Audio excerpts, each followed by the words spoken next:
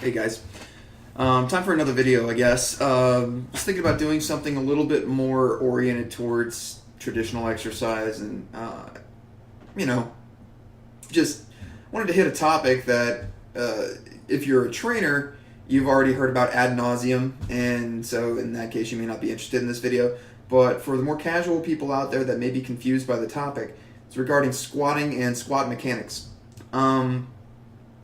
First off, most people, even casual exercisers, probably at least think they have an idea of what a squat is, right? And most of the time, we could probably agree a squat or squat-like motion is something where, you're standing up, and it could be on a machine, or it could be, free weight with a barbell on your back, or it could be, a bar in front, or with a kettlebell, or, a dumbbell for a goblet squat or something. But some kind of motion where you go from a standing position to a less standing position where you have some kind of compression. You have flexion that occurs at the hips, at the knees, dorsiflexion at the ankles, and so on. So you kind of collapse like an accordion, and then you lift back out of it, right? But let's say, there's a free weight type of squat, whether it's a back squat or just body weight or something. People will often have their idea of what proper form is. The knee has to go a certain place, can't go past the toe maybe, or something like that. The hips have to look a certain way. You have to have exactly a certain width with your feet and whatnot. And most of these rules are failing to take into account that there can be varying goals with different exercises. There's variation in terms of people's structure, right? And these things need to be respected and understood if we're going to try to get a meaningful outcome out of the exercise that really is best aligned with what the person wants, right? So, that's, a point that I wanted to hit on that a lot of people don't. You get this East Coast, West Coast kind of, tribal rivalry thing happening where people will say, no, it's this way, no, it's this way, right? You get opposite ends of the spectrum in terms of how deep you're supposed to go. Do you go past parallel? Some say absolutely not because it puts too much stress either on the knees or on the lumbar spine. Others will say absolutely, you got to go, all the way down. Go ass to grass, or you're not doing a real squat, right? And here's what I'll say about that. It depends, right? If you're able to go into a certain range, if you're able to go forward with the knee past the toe and it doesn't cause you issues, fine. Handle it. If you're able to go down past parallel without issues, again, that's fine. You can progress yourself to handle a lot of these things, and some people are just plain built better for it than others. Some people have better structure for squatting mechanics and for any lift, for any movement really, than other people do. Now, you have some wiggle room. You can train to get better at a lot of these things. Most people, if they've never exercised before, they get up and do an exercise the first time, they're not at their maximum capacity. They could probably develop a lot more strength in that area and perhaps increase the range, but these are things that just have to be looked at critically, right? Another thing that people talk about is how high you have to stand up, or how vertical your body has to be. These are all things that are going to be dictated not by some external rule, but will be dictated by your structure and your capabilities. So how are your joints built? How long are your levers, your proportions, right? How long is your torso? How long are your femurs? How long are your tibias, right? That kind of thing. And how do each of these joints move? How much range do they have available? So how's your pelvis built compared to, or with respect to, the ball of the head of the femur as it sits in the socket, right? How's your leg move in your hip, basically? These are all things that you have to look at, right? And then how much force can your muscles generate, to control movement? How much force can your joints tolerate? Where do those muscles attach on the bones? Because, different people have different attachment points, and that's going to affect the amount of torque that you can generate for a given amount of force on those bones or on those joints, right? So these are all things that need to be considered. It's basically the point I was trying to make. And I want to do a quick illustration here. First time in a while anybody in internet land has seen me do anything exercise related, but here we go. I apologize for the glare out there, but even with the blinds completely closed, there's still a lot of glare, and that's the best area I've got to demonstrate a little exercise. And yeah, I know I need to decorate my walls and stuff too. I also apologize for the glare with my horrible lack of a tan. I've been in, it's been winter, so I haven't gotten a lot of sun. I'm sorry. Right? But I want to demonstrate something here. Basically, okay, make sure you see my feet. A squat might look something like this, maybe shoulder width apart with the feet, give or take, maybe a little wider, but let's say it's shoulder width for now. That's what we pick. I'm going to try to do a squat, and I'm going to show you how low I go. I'm just using my body as one example of many variations, right? And I have to put my hands out in front a little bit here, but I'm going to come down, right? Trying not to let my knees wobble too much, right? Just coming down. And I get to about here, and I'm about done. I pretty much run out of room. My hip is jamming up here, right? I'm going to show you the same thing from the side. Same width in my feet, right? Stick my big old butt back, coming down. I'm trying to keep my lumbar spine from rounding out too much, right? We have something called a butt wink that happens at the bottom of the squat where they tuck their hips under. And it's not always a horrible thing, but when you got a lot of load on your back, you probably don't want the spine to flex like that. So we're trying to keep this guy in what would often be called a neutral position, or some people say slightly extended. I don't think you need to slightly extend anything. I think you just need to keep it pretty solid and stable. And so I'm keeping this where it is without moving my lumbar spine. And I go as low as I can, and I get to about here.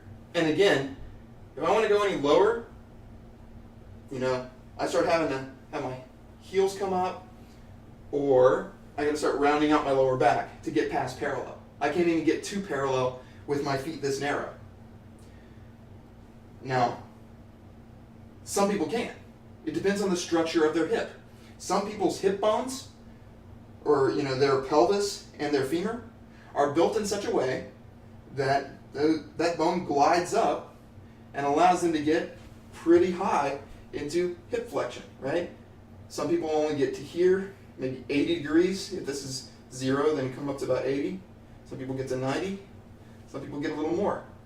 And I got a little more than that, but I also have some soft tissue that starts binding up here a little bit, right? Some stuff that gets in the way. So when I'm in a squat, I have trouble getting to what would be considered parallel, right?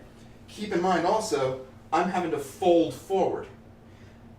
My chest and back aren't upright when I do a squat. If I try to stay upright and do a squat, my knees have to shoot forward really far, and then I run out of dorsiflexion. My knees can't go any farther forward here because my foot can't bend back. My ankle can't bend back anymore. So I'm kind of stuck there. So if I want to keep going lower, I got to start using my hip. And notice, if I push my hip back to get lower, I have to fold here. If I try to stay upright, I fall back. I have to keep my body weight over my feet. So this is an important thing to keep in mind. Some people can stay almost vertical.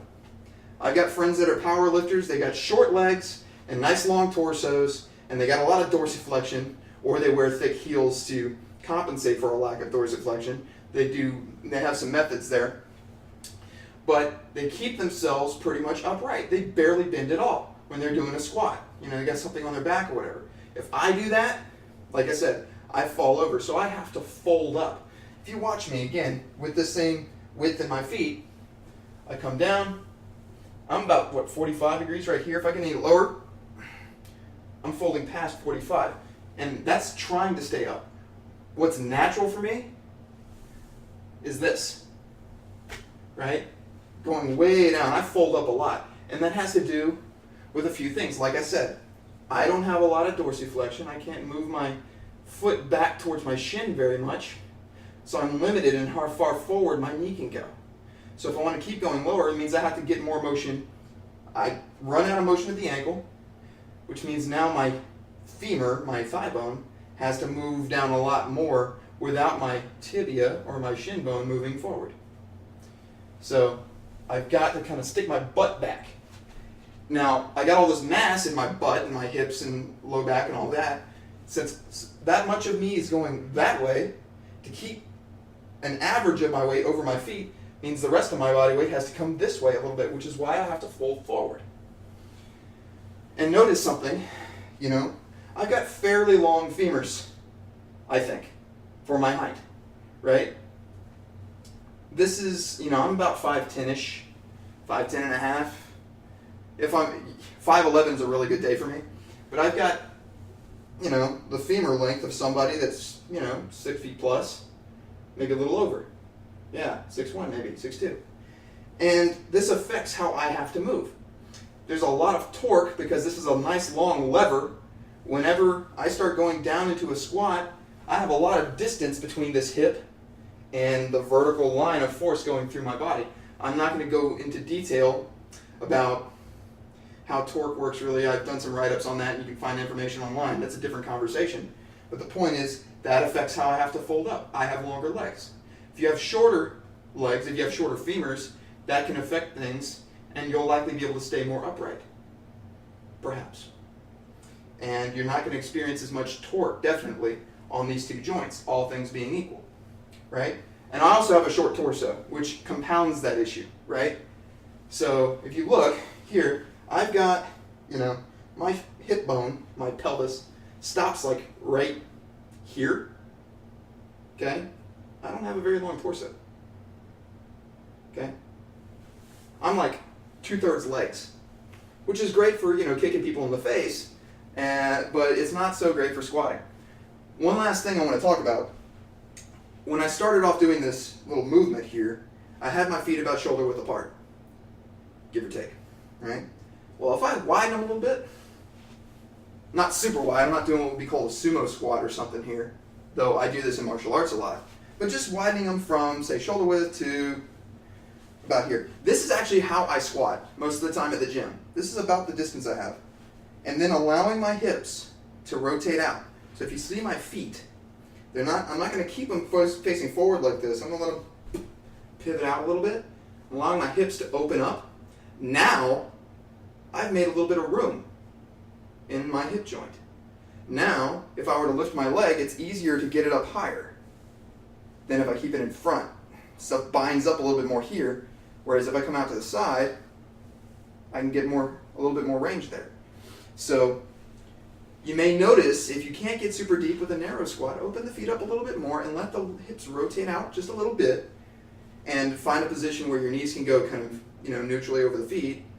Find what feels comfortable where your knees aren't diving in or shooting out too much. That's another talk. But I've made room now, so now if you watch me and watch the depth I can get, I should be able to get a little bit lower, right? From here, feels a lot easier for me to go lower. I still can't get my butt on the back of my heels. Will never do that because of my structure, but I did get lower. From the side, again, using this wider stance, watch where I go, okay? I'm able to get reasonably lower. I'm about parallel now, and my lower back isn't really rounding out yet. Now, if I try to go below this, it starts to really round out. But it doesn't really round out too bad up to about parallel, right? I'm about here, and I'm close to parallel, And so parallel for me is pretty much squatting to depth because of how I'm built. I can get a little deeper into it maybe on a good day, but I'm never going to get my butt all the way on the ground because I'm just not built to do it. And that's okay. The whole point of this is that everybody's going to have different tolerances. Everybody's going to have different ranges that they're allowed based on their structure. And it's important to respect that and be willing to make modifications if your goal is to get deep into a squat. Figure out some changes you can make to accommodate that. Like bringing the hips out, externally rotating your hips a little bit, getting a little bit of a wider stance, right? Allowing yourself to fold up in different ways to get that depth, right? So this has already gone on long enough. I just wanted to demonstrate a little bit of that. And so hopefully, if you weren't really familiar with squat mechanics at all, this might have helped. I don't know. It was just a little rant I wanted to do. So, yeah, there you have it. That's a few thoughts of mine. There's a few thoughts on squatting, and this video is entirely too long. So, I'm out.